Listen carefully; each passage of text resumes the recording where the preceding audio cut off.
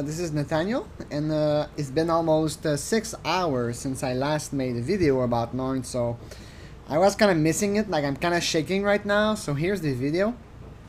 I just want to say big thanks to everybody first.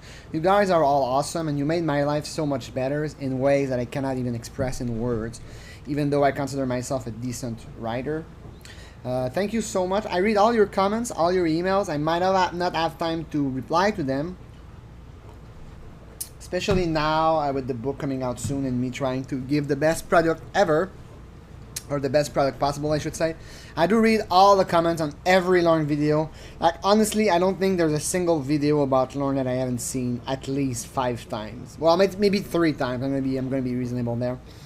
And there are quite a few videos about Lorn, and I hope it continues. I hope we get 1 million videos about Lorns. In fact, we could probably do like a compilations, but whatever. So there's one comment from somebody that I feel is underappreciated in the church, Matchbox. I think you had another name before that. I'm gonna subscribe to you, man. Weren't you? I think you went by another name before. I'm not sure though, really not sure.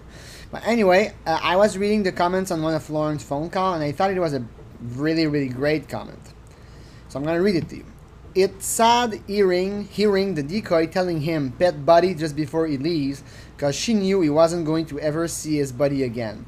I feel she had a heart and felt sorry for him. 3 months she got to know his sorry ass, and she thought about the love buddy has for this creep. That buddy is a victim who will miss masters. And when I first listened to the phone call, I completely missed that point. A very good job noticing it, man. Noticing it.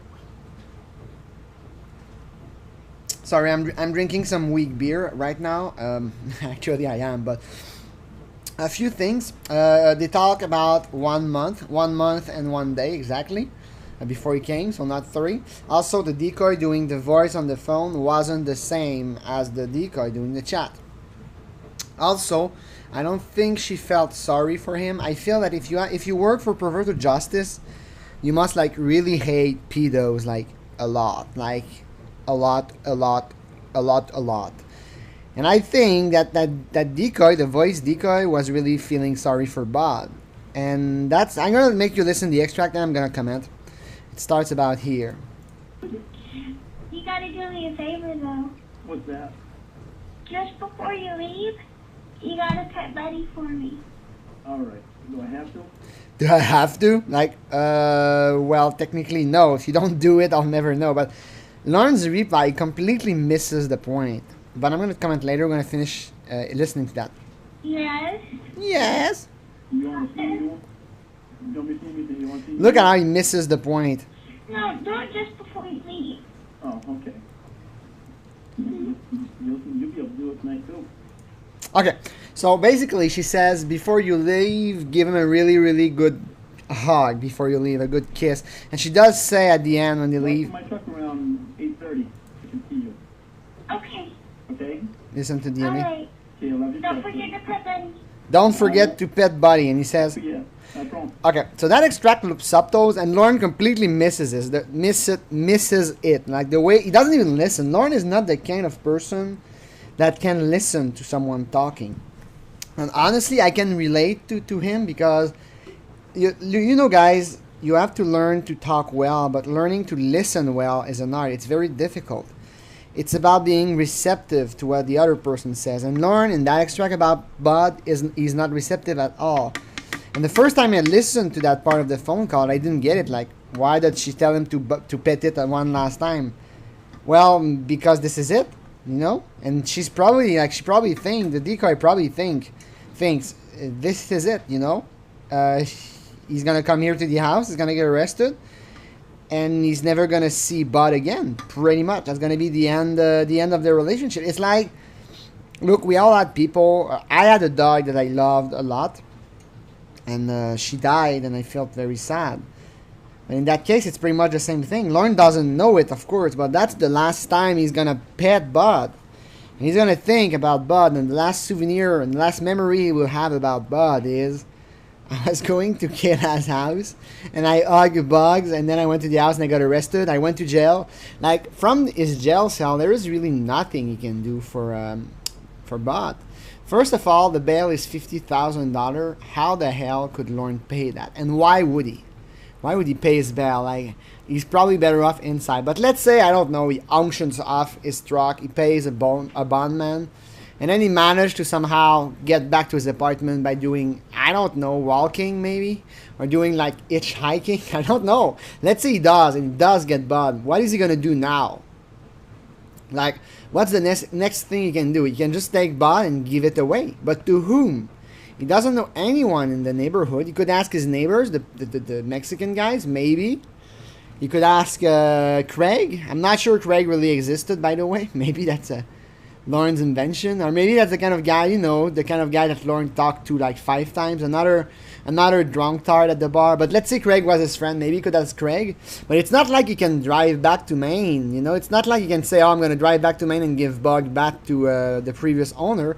Or to his cousin. You know, he gave Daisy to his cousin. But he kept Bud when he went to Maine. Not to Maine, to Nashville. When he kept Bud. So it's not like you can drive to Maine and give the dog back and then drive back to Nashville, and I'm not even sure he can leave the state while on bail. I'm guessing he can. I'm guessing there's nothing really preventing it if you're out on bail. I think you're supposed to ask for police permission. I don't know. My guess is that he didn't get out of jail. He probably could not make bail. Like $50,000, even with the truck that was impounded. Maybe he could have paid the bail with that. But let's say he did pay the bail. Like, now what's he gonna do with Bud? I honestly, if I was him. You can put an ad on the internet and try to find a good family, but that's kind of an adult dog. Like, unless you get like super lucky and there's a young family and they want a dog, you just give Bud away and you're lucky. But other than that, what can you do really? You could set him free. You could say, hey buddy, goodbye. Goodbye, you know, I'm letting you free run, and the dog is gonna die after a week, if that. I don't know what, because it's hard to survive in the wild for a dog that was grown in captivity. But the much more likely outcome, again, Lorne goes there on a Friday. So let's say he does manage to pay bail, but he's not going to have a bail set until Monday. So he has to spend the weekend there. That's 3 days. That's all the rest of Friday night, Saturday, Sunday. And those are 3 days where Bud is going to be pretty much alone. You know? He's going to be pretty much in his apartment. He's going to shit on the floor. He's going to... You know, he's going to go to the bathroom in the apartment. In that case, that would be like maybe some urine would clean the floor, the carpet. And then what's going to happen? After a couple of days, he's probably going to, you know, go into the trash can or try to find some food. And then he's going to bark. He's going to wait for his master to come back. And his master is probably not going to coming back, because I don't think Lorne can pay bail. I honestly don't see how he could pay bail. But so what did Lorne do? Chances are that when he was in jail, he couldn't call his family. First of all, his family probably hate him, and even if they didn't hate him, they're in Maine. They're not gonna drive to Kentucky to save Bud. What he could do is call his Mexican neighbors, but they don't even have a phone. So he probably called Hickory's Woods apartment, and he said, "Guys, I've been arrested." Anyway, how was he gonna pay the rent for the next month? Like, how could he pay rent? Like, the only way he didn't manage to survive 7 weeks, like he didn't have a fucking cent. He actually said that he couldn't even pay a camera, a $20 webcam for Kayla because he didn't have money. So how is he going to pay rent for the next month, for November? So he probably called Hickory's Wood and he said, you know, I've been arrested and I'm in Kentucky. I cannot pay my bail, and even if I could, I couldn't go back to Nashville because I'm in Kentucky now, not in Tennessee. So he probably said, look guys, can you like take care of my dog? I'm betting there's really no friend he could call, like, to take care of Bud. So he probably called Hickory's Woods apartment, the manager. The managers probably didn't give a shit. Well, they did care about the fact that he was arrested, so they probably went in the apartment with the key and they just threw his stuff away. At least they didn't have to throw a bed away. That's the good part. But all his computer and shit, I think they just threw it, like, in the trash. Like, there wasn't really nothing valuable. But maybe Lorne went to Nashville. He had some souvenirs. But what could he do about that? Like, the only way Lorne could pay bail, really, is with his trucks. Because he doesn't have money. His mom is not going to wire him. Like, $50,000 bail. He doesn't have a house that he can put as a guarantee. He doesn't have stocks or anything like that. So I'm guessing he probably used the truck as bail. But then he has no truck. So how is he going to Kentucky? To Nashville? But let's say he did. Like, where is he gonna put his stuff? Let's say he does manage to get back to his apartment. What is he gonna do with his stuff? Like, and then you realize that, in my opinion, Lauren did not bother. But that raises question about what happened with the truck. But that's another topic. But let's go back to Bud.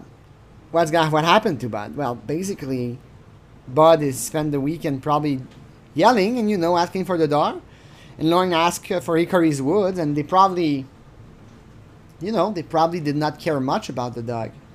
So Lauren called Hickory's Wood. He said, "I'm in jail. I can't pay bail, or I'm not returning, whatever." Because I don't think he returned to Hickory's Wood after that date. Like, I really don't think so. So he's gonna say, "I can't pay bail. I have a dog. It's Bud. Can you do something for him? Like, ask from people around if they want it." And the apartment, they probably said, "Sure, sir. We're gonna do that." And as soon as the phone was hung, they went to the apartment. They threw everything to the trash, and they rented the apartment to someone else right away. And they probably took Bud, and they probably called like the pound, and that's where Bud ended up. I don't think that Lauren had the IQ, and I don't think he had anybody. Let's say you're in Maine, and your brother calls you and he says, "I have a dog in my apartment. That's the address." Are you gonna drive like 6 hours to go get the dog? Probably not. Honestly, probably not. I don't think that he gave the Daisy to his cousin. I don't think his cousin would say, "Yeah, I'm gonna go and get Bud right away." So honestly, the most likely outcome is that that was it for Bud.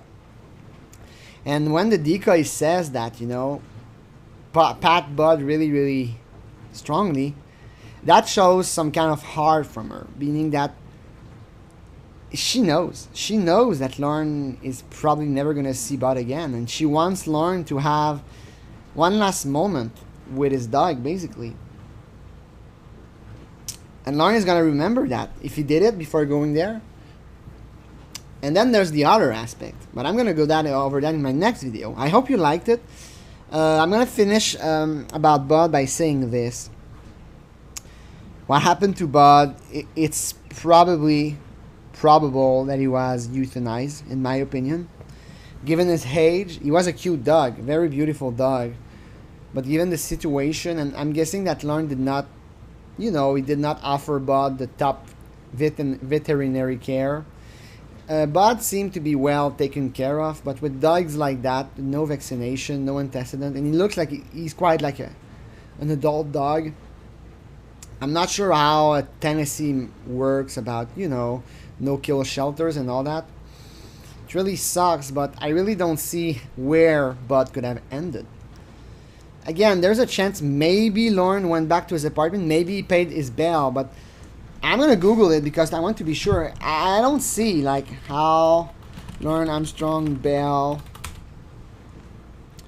Lauren Armstrong bail...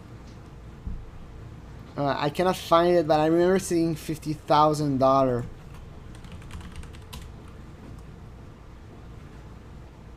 No, that's not it. So I really don't see like how it could have paid the bail. As I said, the only way he could have paid it is with family wiring him money. But even there, let's say he does pay bail, where does he go now? It's not like he can go back to Maine. Like, he needs to be back in Kentucky for the rest of the procedures. And let me just Google public defender. And the way that happened, yeah, the public defender, that shows that, basically they didn't have any money. So what do you think happened to him? In my opinion, it's clear that he stayed in jail for the rest, but let's say that he did not. Let's say that somehow, because there's the truck, but my own opinion on the truck is that it was, I don't think he bought, did he? I remember Durango Mango said he bought the truck. I'm really not sure about that. I would like if she could confirm. My opinion is that there was a balance on it. Like, I know you have to pay the towing, which really sucked. Like, you get arrested, you have to pay the towing and storage, and it can add up quickly with the fees. So it's probable that the truck was simply auctioned off. And I don't even know if the truck was worth $5,000 to pay the bail. But if the truck is auctioned off, it's not going to be auctioned off for more than, I don't know what What year was it? Dodge Ram. I think it was like a 5-year-old car. Dodge Ram, Lauren Armstrong. What year was it? I think it was 2000. Oh, it's a 99 Dodge Ram. I'm just trying to see how much it could be worth. So 99, it's a 99 Dodge Ram. So 7-year-old Dodge Ram price. I'm guessing about 5,000-6,000. So that's about 7 years. That's about 2008. Now let's see 2006. How much does it sell for?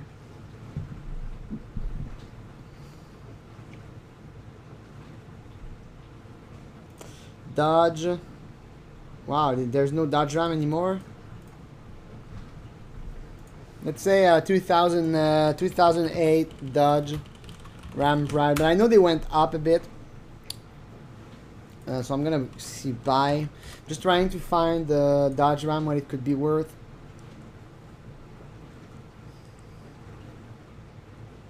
What? Really? Yeah, but that's a yearly car. I really want 2000, like 2005 to 2008 Dodge Ram. You know, it's surprising that it's worth so much. Like, I have no idea. I thought use it car, click view, go. I had no idea, like 12,000. That is quite impressive. Like, you see, that's what I would be expecting. That's what I would be expecting, like 2,000. I'm guessing it, and that looks like that's a 10 years old car, so a bit older than what Lauren used to be driving. That's what I would be expecting, like, to work. But I would say, like, the fact that it's 12,000, it has less use, of course, in 3 years. So I'm guessing that the truck was worth around 12,000, so it was auctioned off for maybe 6,000. That would be enough, you know, to pay a bail's bondman. But if you pay that, what's the point? Like, you waste money. So my guess is that if Lauren did own the truck and sold it at auction, he kept the money. But then what did he do with it? Because in 2011, like 4 years later, he didn't have a fucking cent. So my guess is that I don't think Lauren paid his bail. I think he was in jail in state there, and he said, well, that's going to count for my sentence. So if that happens, what happens to Bud? In my opinion, Lauren, given who he is, I don't think he called his neighbors. I don't think he called his friend. I think he probably called his mom, and his mom told, like, he probably asked his mom, what do I do about Bud, you know? And she said, well, call your complex. They're going to take care of it. And then Lauren called the complex manager, and they got rid of Bud. And that was the end of things. So to go back to the discussion, I'm going to continue in the next video. I hope you get what I'm trying to say here. I'm going to continue about it to go back to the decoy. I'm going to finish that, wrap this up in my next video. Thanks for watching, and have a good evening.